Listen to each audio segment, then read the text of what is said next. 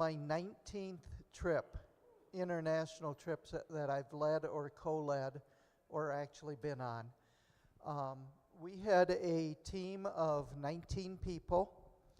This was taken the first day where we all still look clean and clean and really excited to go.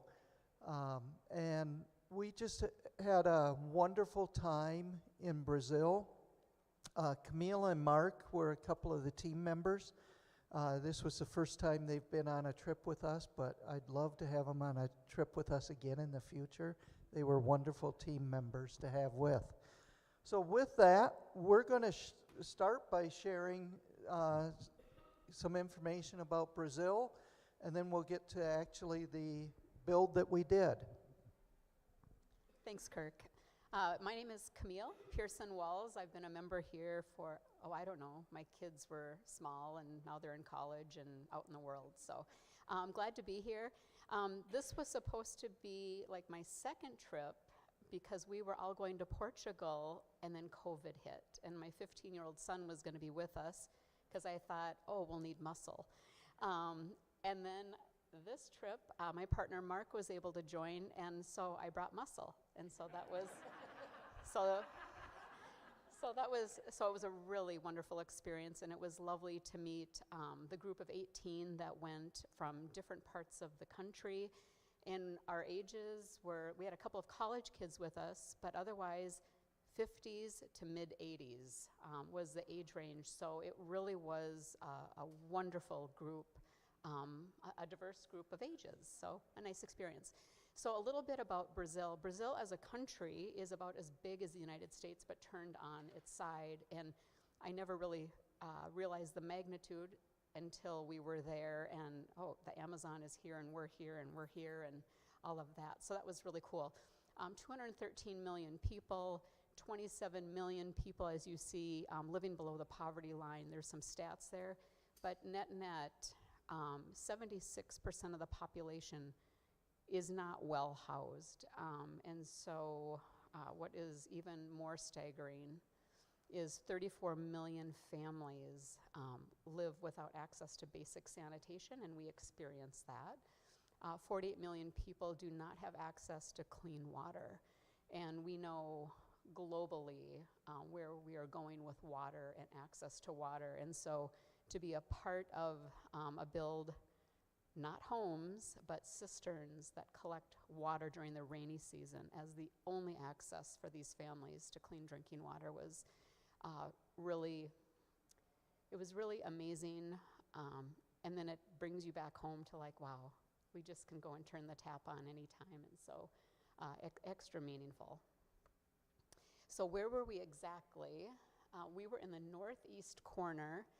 We flew from here to Atlanta to Sao Paulo to Recife, and then Habitat met us, and we drove 2 hours inland to Carura, and from there we stayed, and then every morning we took a 45-minute bus into the country further, which is a pretty semi-arid region, which you'll see from the photos. And so that gives you a sense. Recife is the big city on the far right, and then you can see where we stayed and where we drove. And then another really interesting thing, this was part of a Water for Lives project. So back in about 2005, there were 3,000 nonprofit agencies that were gathering with a goal to build 1 million cisterns around the country of Brazil to curb the water crisis. And Habitat for Humanity was one of those agencies. And today, I think they're at 875,000 cisterns have been built over these years. And so it was fun to be a part of this. And as you'll see, this is the completed cistern and how it comes from the house. And it was 16,000 liters each cistern, so about 12 feet diameter, about 7 feet high. And Mark will kind of talk to us about what that week looked like. Good morning. I'm Mark Olson. I'm Camille's partner, to those of you who don't already know me.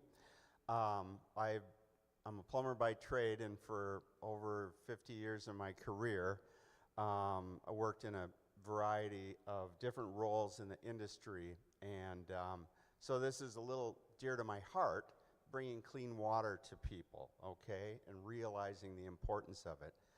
When we arrived, I looked around and said, well, where are all the tools? Because we're going to need lasers, and we're going to need scaffold, and we're going to need, all these things. Well, this isn't how you do it in the remote areas of Brazil. So there's a pile of sand, a base slab was poured, and a dozen bags of Portland, and here's your hoe and your shovel, let's get to work. And so the process was very labor intensive. So our days, our 8-hour days were long, and we basically laid sand down on the ground and used some concrete forms, but mixed all of the concrete on the ground with hoes and shovels, scooped it into buckets, poured it into these forms with a little bit of rebar on the beams and these kind of supports here that you see, and built the tiles that form the walls of the cistern. And again, if you look at our wheelbarrow, in my opinion, it's like half a wheelbarrow. It's a tiny wheelbarrow, but it did the job. And we worked together in a spirit of camaraderie. We each broke into groups of 4, and then there was a volunteer from the family, and also a mason who guided us. However, to my chagrin, very few people in Brazil speak English or my Spanglish. And so Portuguese is the language of the country. And so we learned to communicate in a very effective and primitive fashion. But, one of us would get the point from the mason. You, come here, do this, do what I'm doing. And he could do 4 or 6 to 1 on what we were doing, but he was very patient and kind, and the process is very gratifying. But yeah, again, ground up, you can see the process. We used sticks and a plumb bob to square up the first panel, and then link the next panel to the next panel to the next panel. Once the panels were in place, we filled the voids with concrete. Once we were done forming all of our panels and beams, we scooped up all the sand that was on the ground for the back of our form, sifted it, and made mortar of it. And so it was very efficient, very effective, and in my opinion, we did a lot with very little. So I don't have anything to add. From the construction side, are there any questions? No? Kirk? We did, one day we did get out and walk around a little bit in the area. I have been trying to practice this in my sleep, how to say this jabuticaba tree. This was a tree that we found in the backyard. It's only in Brazil. The black fruit that you see actually grows out of the trunk. So it's interesting how it starts out green, and then when it's ripe it turns black. So we tried some. It was really tasty, and it's just very unique opportunity to see that. Lunchtime, we would all get together and have our lunch at one of the houses. Some people would take a little siesta, which was well-deserved. Sitting in the background, leaning against the house, we did have a paramedic on site. Habitat hired the paramedic because we were so far from town, and we actually got lost the first day that we went out there. So I think Habitat was a little afraid that if we had to call an ambulance, they'd never find us.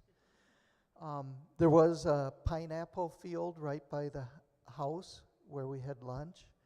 All the houses that we worked for are headed up by the woman of the house.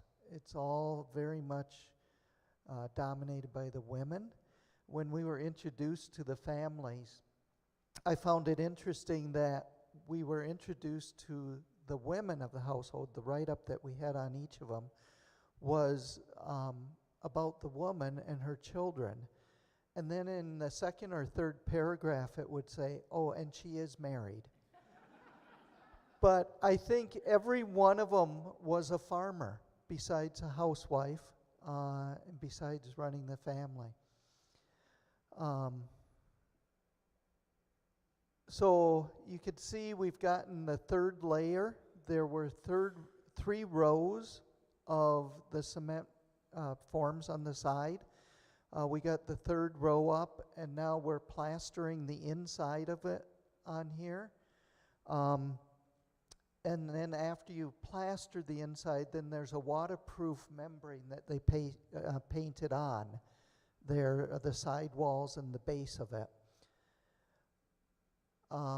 One afternoon, Habitat does a great job of trying to get us into the community.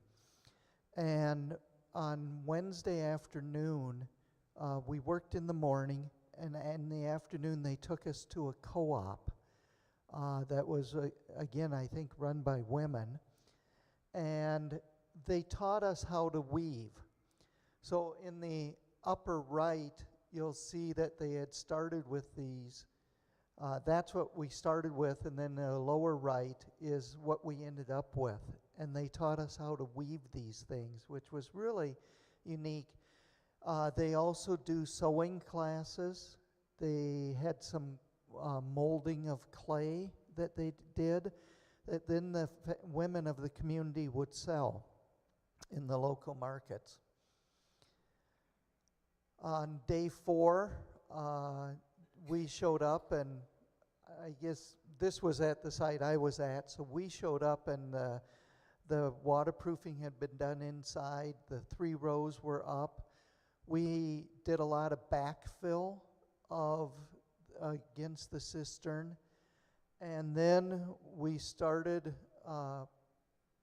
sifting. There's a picture of how the sand was sifted, all by hand.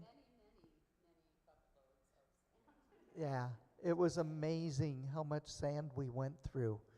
And it was all sifted by hand. They had 2 different size screens for the plaster on the side. We had to sift it a lot finer than we did the mortar that went between them. And then we started putting the roof on. The beams that we had made the second day were put in place. And then we had the roof panels that we put up. After doing that, we went and plastered the whole outside of it. There's a little door on the left-hand side. You can see a door that you can open up to get in it. To the left of the door, there's a pump, and that's how the water would get out of the well. They would pump it out and carry it into the house. The other thing of interest here is you see way on the far right-hand side against the house, you see 4 PVC pipes going up and down. What would happen is the water would be collected off the roof. There's actually a pipe that would run to the back of the roof also. So Habitat provides the gutters. They provide all the pipe, and those pipes that run up and down are actually a pre-filter. So any silt that would come off of the roof would fall down into those pipes. It's heavier. They can open the bottom pipe so that they could eventually flush it out if need be. And then there's a pipe that would run from the house over to the cistern and fill the cistern up. As Camille mentioned, it's about a 16,000 liter cistern. It would be enough, let me back up, January and February are the rainy season in Brazil. They get a little bit more rain in the June time frame, but this cistern is enough that after the February rains, the family of 4 would have enough water to last about 9 more months. So they might run out toward the end of the year, and what that means is that the women and the children of the family would have to walk to get water. I asked one of our breaks, I asked the lady of the house that we were working on what it would mean to her to have this cistern. She said, "This will change my life." And I said, "Well, how will it change your life?" And she said, "Well, right now, I get up in the morning and I walk about half a mile to a government cistern that's available for the community. I fill my 2 5-gallon buckets and I carry them back to the house. In the evening, after I'm done with farming, I walk back to the cistern, fill 2 5-gallon buckets again, and bring back to the house again." She said, "By having this cistern, it will free up about 2 to 2.5 hours a day of my time, which means I'll either have more time to spend with the family, I'll have more time to work in the fields." And she said, "It's a life-changing event for me to get this cistern." Here's a couple of pictures of the finished cistern. I think this was probably at your site. As Camille mentioned, or Mark mentioned, we split in our team of 19 into 5 different teams. So we built 5 cisterns in the week that we were there. Habitat also provides for them when they pull the water out of the cistern. They carry it into the house and they pour it into this clay filter. You can see on the right picture that the top half is actually, it's a charcoal filter, and then the bottom half is where the water ends up flowing down into. They have tested the water, and the tests come out very, very good for the cisterns and the water that's filtered here. And it's much safer for the family to use than just boiling it and doing that. On the last day,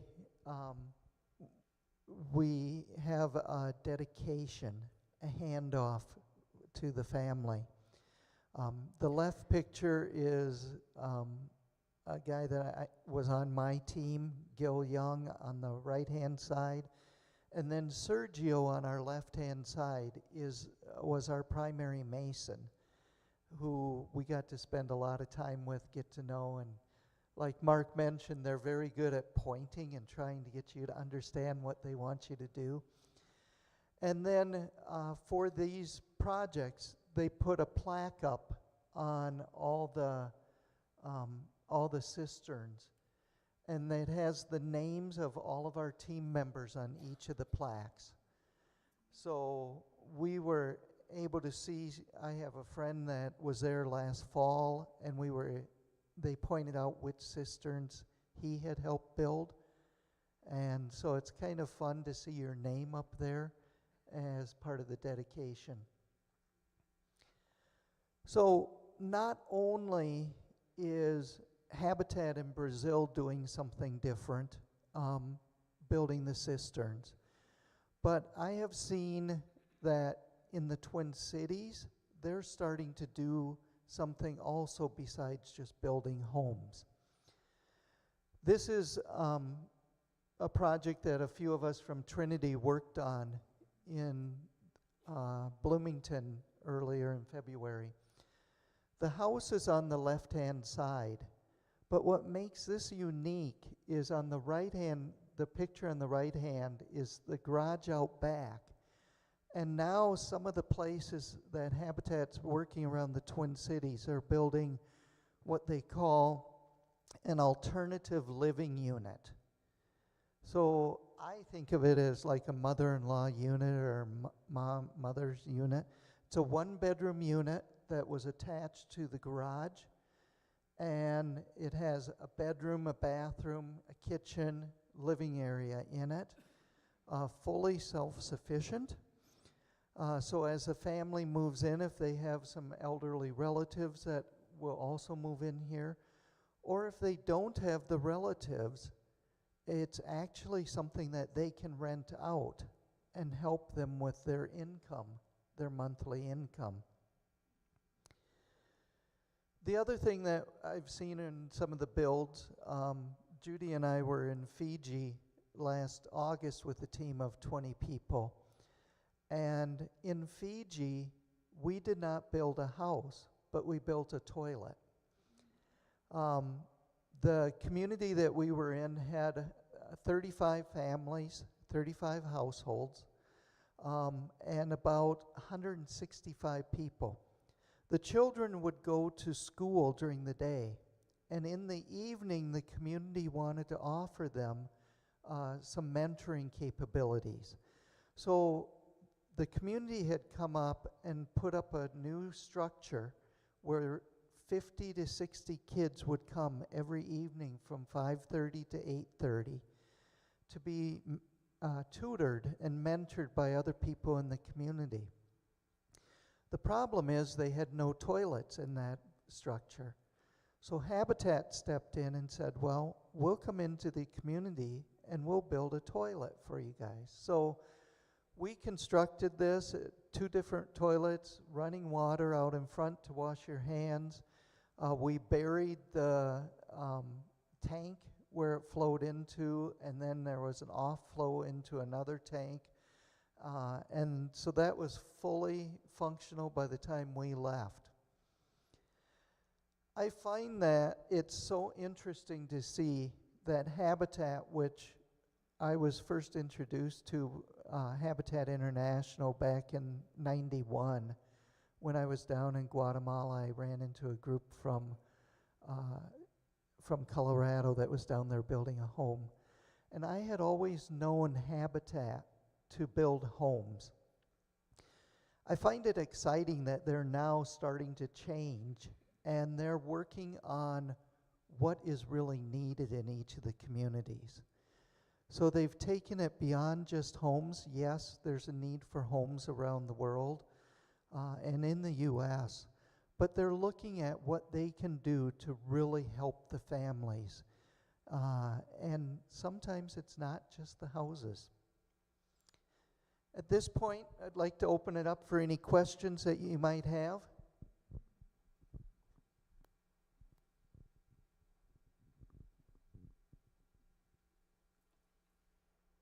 I noticed on the picture of the final cistern that they were white looking. Did you put paint on them or something? I'm going to actually let Camille and Mark, one of them, talk about that because I missed the last day of the build. I had to come home early for a family emergency. So, well, those are all interesting questions because, like I said, where's the scaffolding? So, like when we would finish on the inside, there was a crude ladder that we would climb, and depending upon, you know, how cured the outside walls were, sometimes people inside, I mean, you'd have to kind of hold the ladder off the wall and then climb over the edge onto a chair to get in and out, so it's a bit precarious. The paint on the outside is a lime-based paint like you would use in agriculture, and it helps keeps the cistern clean, and I think they paint it every couple years to keep it up and protect the outside of the cistern. Yeah, good question.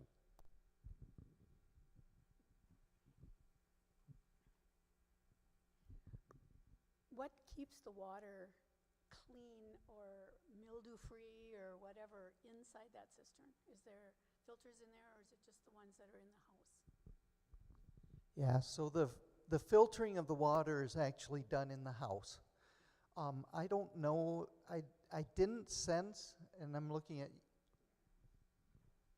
So in that one photo, you saw the 4 PVC, so that's the water off, and then also the tube that runs from the cistern to the house, there's also a filter in there.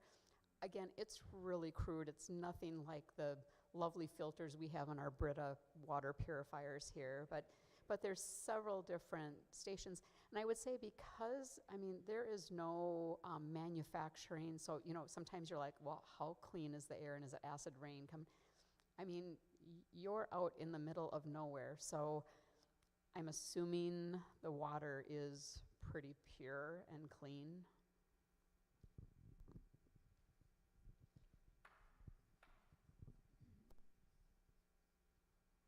This is getting back to kind of basics of habitat. How did your team form? How were they volunteers from all over the United States? yeah, so as team leaders for Habitat on an international builds, I've been co-leading with a lady out of Appleton, Wisconsin. I think this was the 13th build that she and I have co-led. And as leaders, we're responsible for recruiting our own team members. Jackie and I, at one point when we were both working at Thrivent, we had a list of over 250 names that either had been on builds with us or were interested in builds. So when we'd have a team come up, we'd send a mass email out, and the people who wanted to join us would reply, and that. So this build, because Habitat is just starting to get back going, last year was the first year that they really started up again after COVID. Jackie and I kind of narrowed our list down and sent an email out to about 50 people. Because Camille had wanted to go on a build, and we talked about a build a number of times, we asked Camille and Mark if they wanted to join us. We had people from Wisconsin, Minnesota, South Dakota, California, Arizona on our team. And so it's a great way to meet other people. Jackie and I really enjoy having a couple of new people who have never done builds before on the team, because it gives you a new perspective too. So we often look for people that have not done builds before too. Other questions?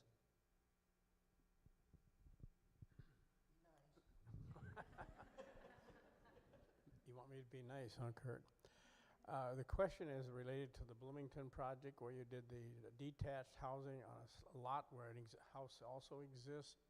Have you run into problems with zoning or building codes in situations like that by having a secondary dwelling on the same piece of property? I have not really been involved in that part of it. Usually Habitat is the one that does all that work on the zoning and that. On that particular unit, there are two of them actually. This Bloomington was encouraging it and got involved there. Habitat approached them, and Bloomington, they got their planning commission got involved. They very much were involved with getting it because they see a need in their community, and this was an opportunity. So yes, Habitat has to get involved, but the community is also important in it. Yeah.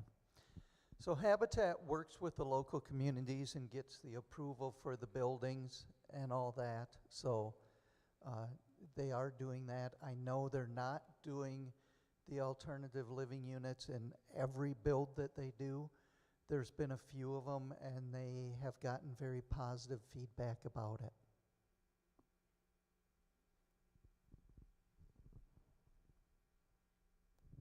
Where are you going next? So Jackie and I are just filling out a proposal to go to Malawi in Africa. Middle to end of July is our preferred time frame for it. I say preferred because we're not guaranteed that. We're still pretty early in the approval process, so hopefully we will get our request in soon so that we can. Yeah, next year, not this summer, sorry. What? I believe in Malawi it is a house. I have never been to Malawi on a build. I've been to Africa a number of times, but not Malawi. Jackie was in Malawi with a bunch of Thrivent financial representatives a number of years ago, and it was a very positive experience for her, so she really wants to go back again. It depends on the country. The question was, do you just build one house? It really depends on the country and how many people are on the team.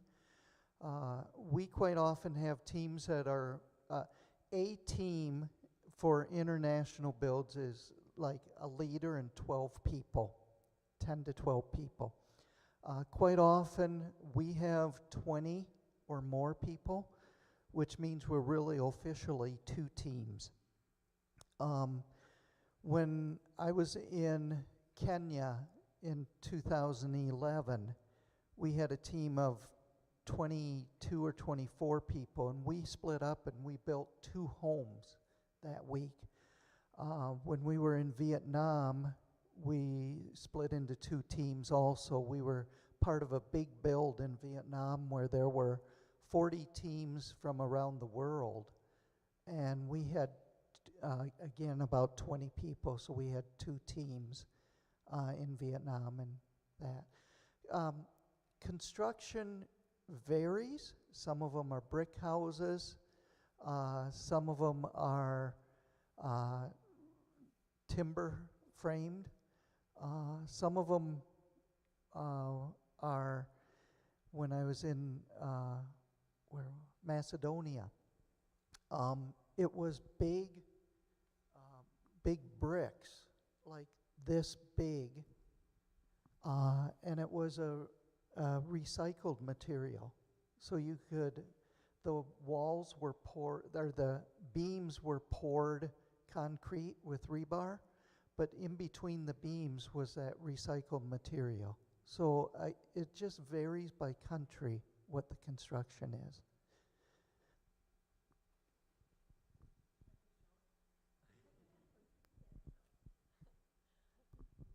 This seems like goodwill. I mean, something that countries should be doing. What's the government's reaction to this wonderful group of people coming into their country and doing all this good stuff? You want to?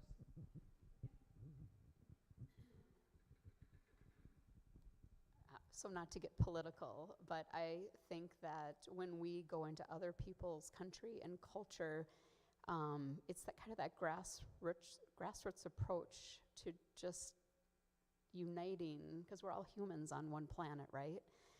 So I think it's pretty foundational. I think people are always very receptive to knowing us and to see us working alongside them in accomplishing something that's urgent. And I just want to add to that, at the dedication ceremonies, the homeowners, the masons, the volunteers, all thank God first and foremost. And so at the heart of what we are all doing is our faith and our service to one another. And, for us, Camille and I look at this as a way to travel with purpose and feel a sense of fulfillment as well about what we're doing when we travel. But people were very open, very receptive, and very grateful. A lot of gratitude around these projects. And I just want to add too, Habitat, for somebody who's been around the construction industry for over 50 years, they have their act together.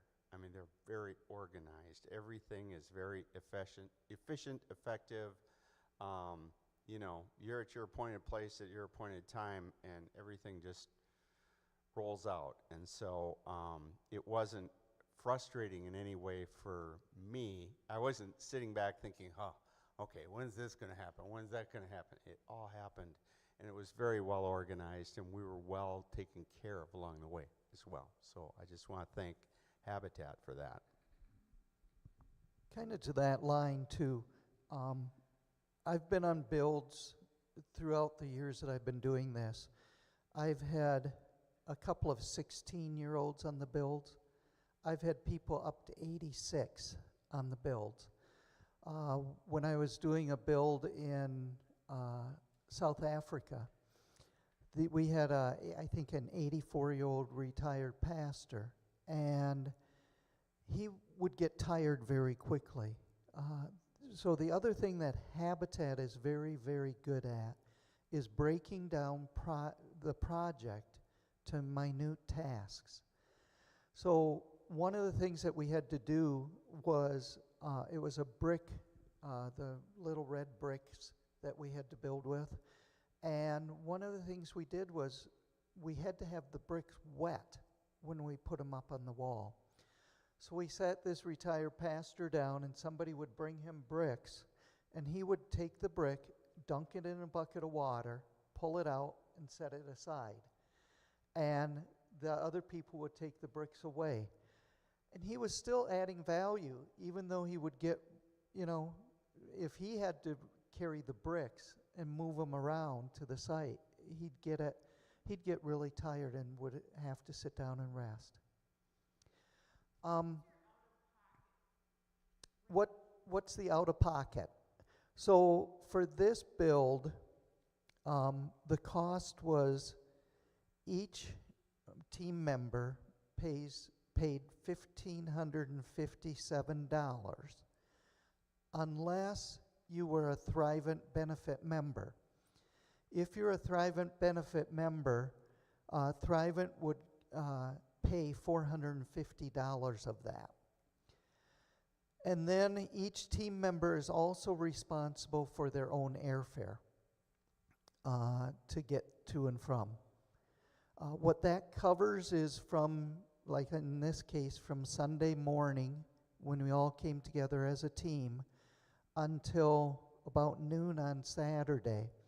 It covered lodging, transportation, all meals, snacks at the build site, and water at the build site, drinking water at the build site.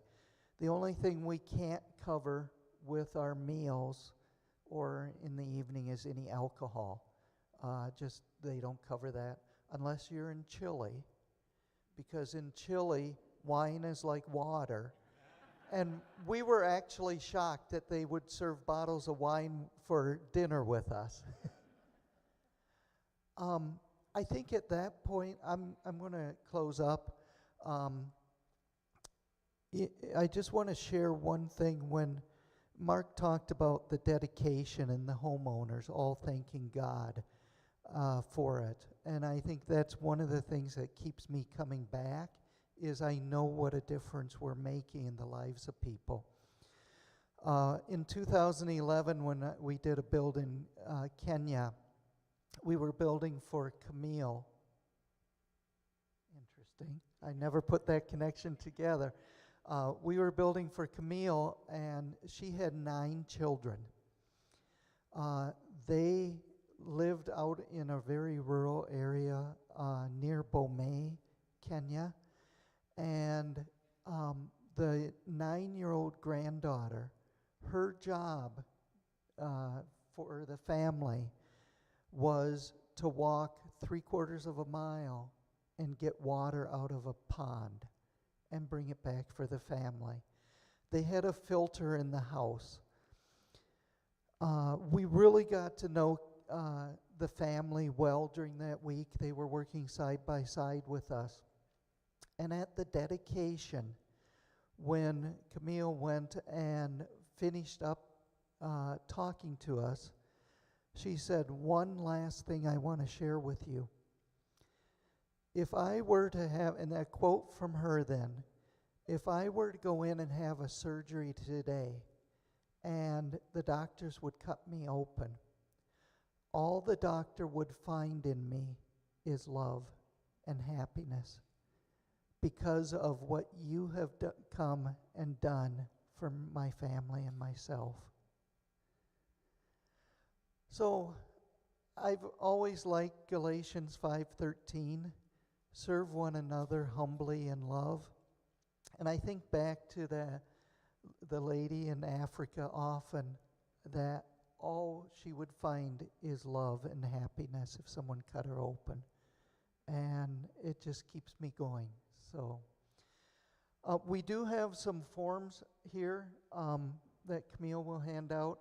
If you're by chance want some more information about Habitat or might be interested in a future build, whether locally, U.S. based, there's a few cities in the U.S. where Habitat is also doing some building due to disasters. Feel free to put your name down. If you're a member of Trinity, don't worry about your contact information. Well, we know how to get a hold of you.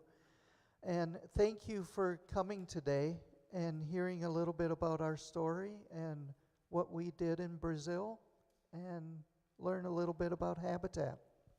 Thanks for being here.